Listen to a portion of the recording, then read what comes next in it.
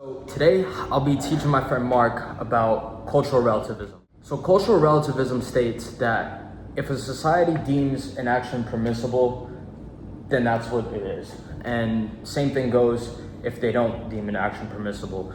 Pretty much the majority rules, and it's really based on just popularity on said opinion.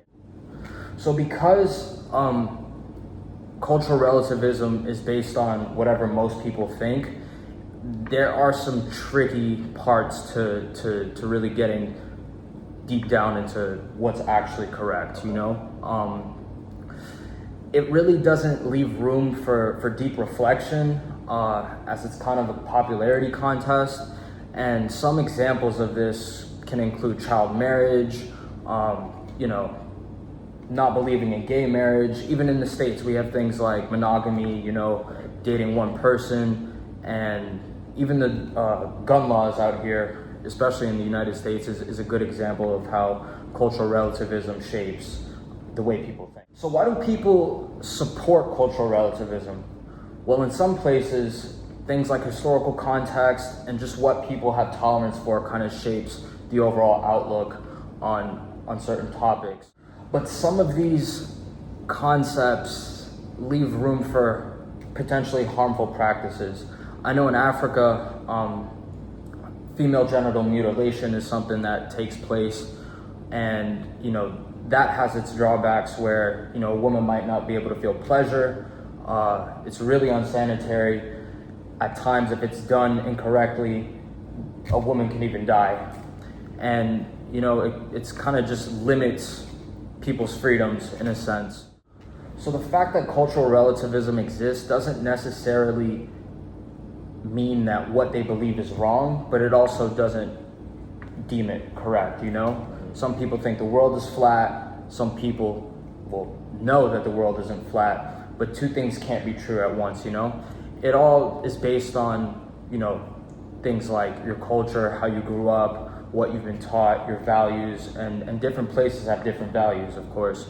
What we believe in America might not be the way things go, let's say in Southeast Asia.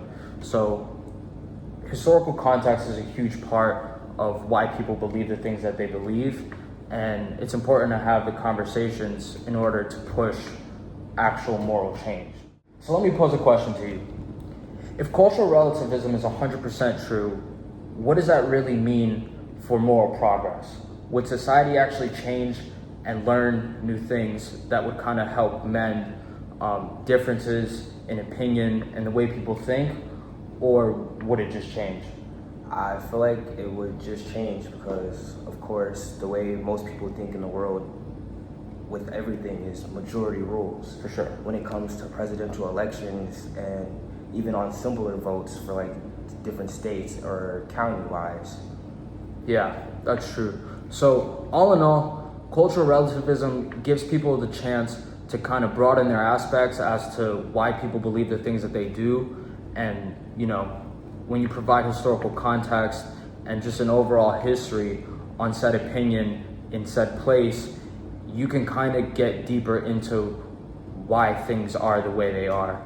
But it doesn't necessarily make things true, but it does give you the opportunity to kind of delve a little bit deeper into the reasonings behind things.